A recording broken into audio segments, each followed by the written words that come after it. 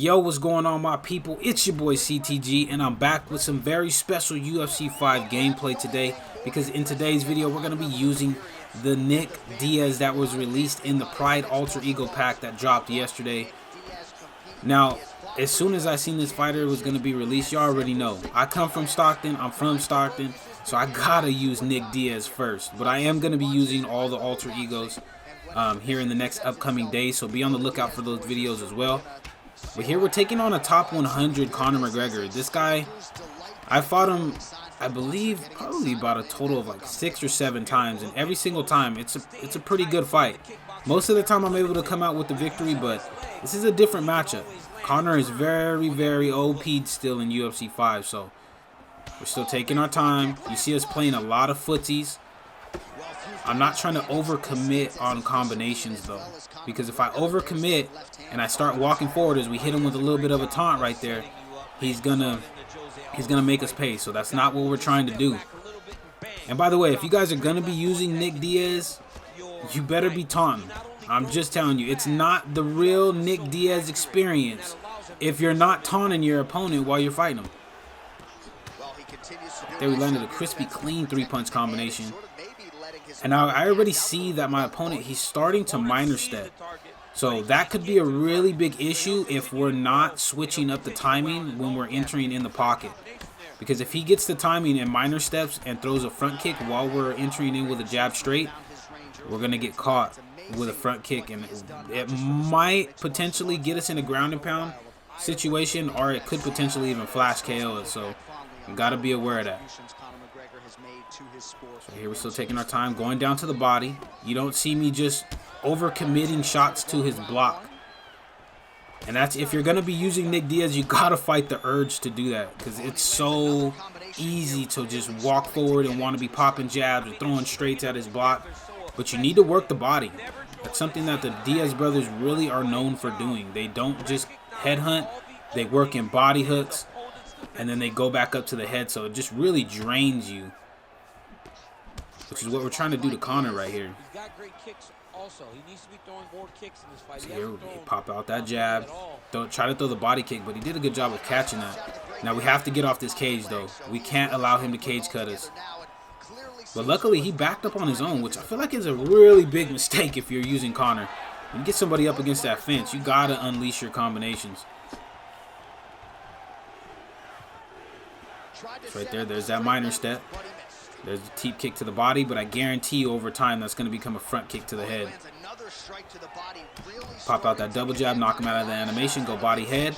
But right there, we overcommitted on the shot, and we were made to pay right there with a 4-piece combination that got him that knockdown and lost us the round. Now, we had a very successful first round, other than us just getting knocked down right there. So there's a lot to build off of heading into the second round, but we cannot get caught with combinations like that, because Conor is still OP'd in this game. And even though we're having a lot of success, a couple of shots from him will really put us out, even if we are Nick Diaz. So here in the second round, we're going to have the same game plan, but we're going to try to be a little more cautious when we're entering in the pocket with combinations. So there's that front kick I was telling you guys he was looking to throw in the last round. There, he misses on a teep kick. We make him pay with some nice body work. And we're going down to the body with a little more frequency now, just to kind of get that block to drop, because I see he's holding high block a lot. Right there, we hit him with a beautifully timed slip straight off of that missed straight that he tried to throw at the end of his combination. Now we're having a lot more success early in this round than we had in the last round. And right there, we caught him with a clean jab hook. And now I can see that he's starting to feel the pressure a little bit, but he's still looking for that minor step back. But nice step back right there. Hits us with a cleanly timed straight. And we're getting caught with some shots, so we have to retreat. He misses on the head kick. We break the block down a little bit. And now you see us going back to playing a little bit more footsies, trying to switch up the timing just so that way he can never get comfortable. And for those of you guys that have trouble doing this, you know, it's something really that I would encourage you guys work on. Because if you can switch up your timing, it never lets your opponent get settled. And that's really an important part of the striking aspect in UFC 5, as we heard him right there go down to the body. The double body hooks get the job done. And that's why I was saying you gotta work the body with the Diaz brothers, because their hooks are nasty. But with that being said, let's go ahead and jump into the second fight here. Now here we are, guys. We are in the second fight of the video, and we are going up against a Dustin the Diamond Poirier right here. Now this one is going to be a tough matchup too, because Dustin, although he doesn't have the footwork speed of Conor, he does have the punching power of Conor McGregor, so we gotta be careful. So here we're trying to pressure, and with Nick Diaz, you have to pressure forward. I believe he still has a, I don't know if this Nick Diaz has it in lightweight, but he does, the welterweight Nick Diaz has Bulldog, which allows you to take less damage when you're pressuring forward, when you're walking forward. So, but either way, if you're trying to have a sim style Nick Diaz, you have to be walking forward. Right there, we crack him with a nice 4-piece, putting the pressure on him, still ripping to that body like we did against Conor, but catching him with some 2 pieces coming up to the head. You see, he's trying to work the calf kicks. Now, we all know them things on Dustin Poirier, the lead calf kicks and the rear calf kicks are very, very strong, but they're going to be a viable tool to him, especially on somebody like Nick and Nate, because their leg healths are so low.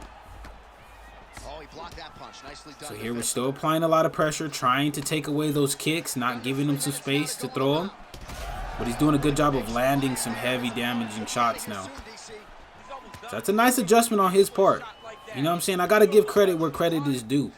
He's making some good adjustments. He realized that calf kick was gonna force us to be in the pocket, so now he's throwing a lot more boxing combinations. But the mistake that he's making is being in orthodox right now. This is not a beneficial spot for Dustin Poirier, so that's really why you see us putting a lot of pressure on him. So we're still just taking our time like we did against Conor. It's only the first round. Check that kick. Try to go to the body, but we missed. He misses on the head kick right there. We break the block down a little bit. He misses on a shot right there. He's head hunting heavy. There's a little bit of lag, man. A little bit of lag, but overall the fight connection has been pretty good, so I'm not too worried about it. So here we're still just taking our time. He misses on that straight. That would have broken through our block, but we made him pay right there with a clean jab hook to the head.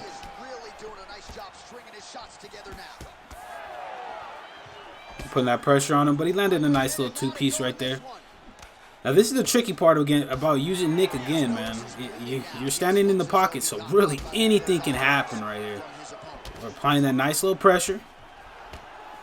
He's launching off combinations. I'm launching off combinations, but we're getting the better of the exchanges right now, as you guys can see with the head health on him being low. Nice little double jab. We slipped the other jab that came out. So just taking that time, baby. Taking that time. Working the body nicely, too. Look at the stamina on him is draining pretty heavy. And that's the end of the first round. Now, hey, solid work from us there in the first round. We opened the cut up on his nose. We landed some heavy damaging shots up to his head, as you guys could see, obviously, with the head health. So in the second round, I would expect this guy to try to make some adjustments. But the adjustment that I'm expecting him to make is probably going to be to switch up the timing by speeding up his combinations.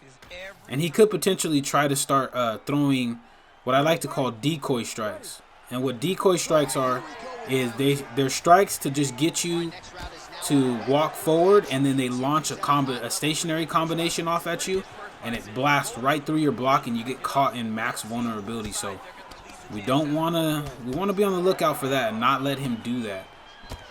But look, again, he's in orthodox, but hits us with a clean slip hook. That slip hook hit us nice.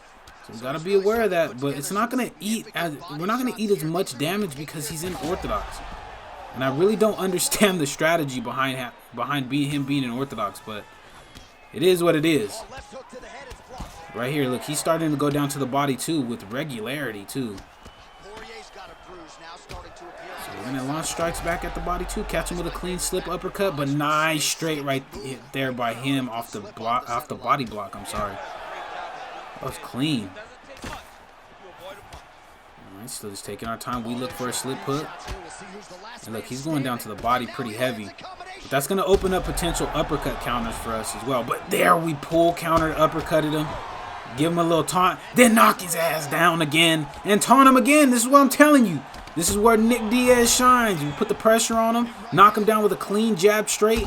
Have him up against the fence. Unloading on his block. The clean rear uppercut gets the job done, ladies and gentlemen. And when you're fighting Nick Diaz, the worst place to be is rocked and hurt, especially up against that fence, because then you're going to get hurt exactly like that. But that's it for the video, guys. If you guys did enjoy this video, make sure to slap that subscribe button as well as slap that like button. It'd be much appreciated, especially if you love MMA gaming content as well as MMA content in general, because I do post MMA gaming content on this channel daily. But until the next video, guys, take it easy, be safe, enjoy the rest of your guys' day, afternoon, evening, depending on where you guys are watching this from. And I will see you guys in the next video.